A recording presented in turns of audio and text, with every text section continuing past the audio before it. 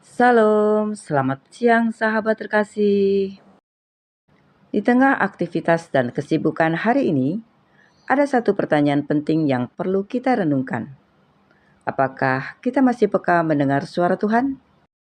Begitu banyak suara berbicara setiap hari, sampai kadang suara Tuhan justru menjadi yang paling sulit kita dengar. Melalui kisah Samuel siang ini, kita belajar tentang hati yang peka mendengar suara Tuhan. Mari kita membaca 1 Samuel 3 ayat 1. Samuel terpanggil. Samuel yang muda itu menjadi pelayan Tuhan di bawah pengawasan Eli. Pada masa itu, firman Tuhan jarang. Penglihatan-penglihatan pun tidak sering. Sahabat terkasih, ayat ini memberi gambaran tentang kondisi rohani bangsa Israel pada masa itu. Firman Tuhan jarang terdengar. Penglihatan rohani pun tidak sering terjadi. Ini menunjukkan adanya kekeringan rohani. Secara lahiriah, aktivitas keagamaan masih berjalan. Tabernakel masih ada. Imam masih ada. Pelayanan masih ada. Tetapi ada sesuatu yang hilang. Kepekaan terhadap suara Tuhan. Bukankah ini juga bisa terjadi dalam hidup kita? 1 Samuel 3 ayat 2. Pada suatu hari, Eli yang matanya mulai kabur dan tidak dapat melihat dengan baik, sedang berbaring di tempat tidurnya. Sahabat terkasih, ayat ini terlihat seperti keterangan biasa tentang kondisi fisik Eli. Tetapi ada makna yang lebih dalam. Secara fisik, mata Eli memang kabur. Namun, ini juga menggambarkan kondisi rohani saat itu. Bukan hanya penglihatan fisik Eli yang kabur. Secara rohani, bangsa Israel juga sedang kehilangan kejelasan. 1 Samuel 3 ayat 3-4. Lampu rumah Allah belum lagi padam. Samuel telah tidur di dalam bait suci Tuhan, tempat tabut Allah. Lalu Tuhan memanggil, "Samuel, Samuel." Dan ia menjawab, "Ya Bapa." Sahabat terkasih, ini bagian yang sangat indah. Walaupun keadaan rohani bangsa sedang gelap, Tuhan tidak berhenti berbicara. Tuhan tetap memanggil. 1 Samuel 3 ayat 5-7. Lalu berlarilah ia kepada Eli serta katanya, "Ya Bapa, bukankah Bapa memanggil aku?"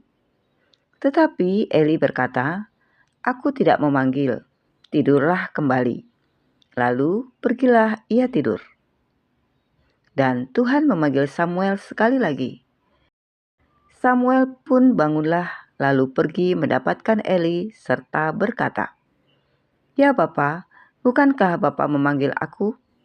Tetapi Eli berkata, "Aku tidak memanggil, anakku, tidurlah kembali." Samuel belum mengenal Tuhan. Firman Tuhan belum pernah dinyatakan kepadanya. Sahabat terkasih, ketika Tuhan memanggil, Samuel justru berlari kepada Eli. Ia mengira Eli memanggil, karena Samuel belum mengenal suara Tuhan. Samuel tinggal di rumah Tuhan. Samuel melayani Tuhan. Samuel dekat dengan lingkungan rohani. Namun, Alkitab berkata, Samuel belum mengenal Tuhan. Ini adalah pengingat penting bagi kita. Dekat dengan lingkungan rohani belum tentu berarti memiliki relasi pribadi dengan Tuhan.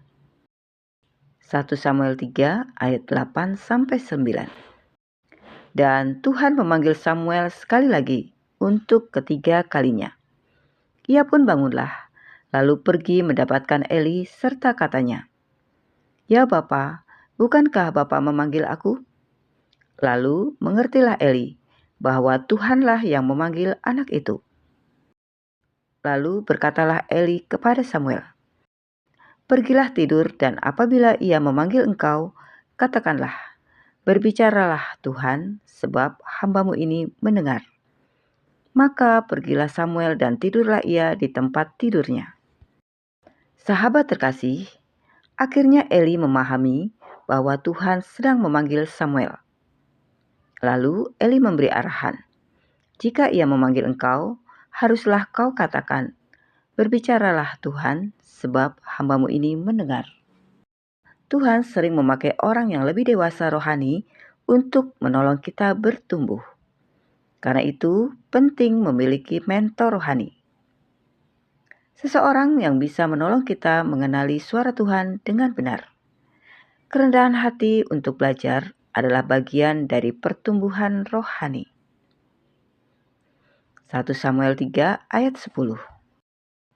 Lalu datanglah Tuhan, berdiri di sana dan memanggil seperti yang sudah-sudah, "Samuel, Samuel." Dan Samuel menjawab, "Berbicaralah, sebab hamba-Mu ini mendengar." Sahabat terkasih, inilah inti dari seluruh bagian ini. Samuel akhirnya memberi respon yang benar. Ia datang dengan hati yang siap. "Berbicaralah Tuhan, hamba-Mu mendengar." Kalimat ini sederhana, tetapi sangat dalam. Dari momen ini, hidup Samuel berubah. Ia bertumbuh menjadi nabi besar yang dipakai Tuhan secara luar biasa. Dan semuanya dimulai dari satu hati yang mau mendengar. Sahabat terkasih, pembacaan Alkitab siang ini membawa satu pertanyaan penting. Apakah hati kita masih peka terhadap suara Tuhan? Tuhan masih berbicara hari ini, melalui firman-Nya, melalui Roh Kudus, melalui proses kehidupan. Pertanyaannya bukan apakah Tuhan masih berbicara?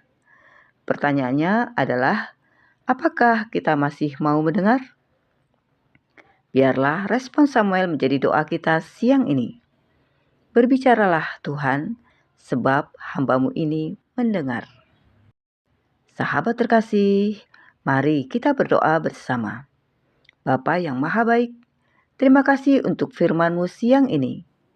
Melalui kisah Samuel, Engkau mengingatkan kami bahwa Engkau adalah Tuhan yang masih berbicara kepada umat-Mu.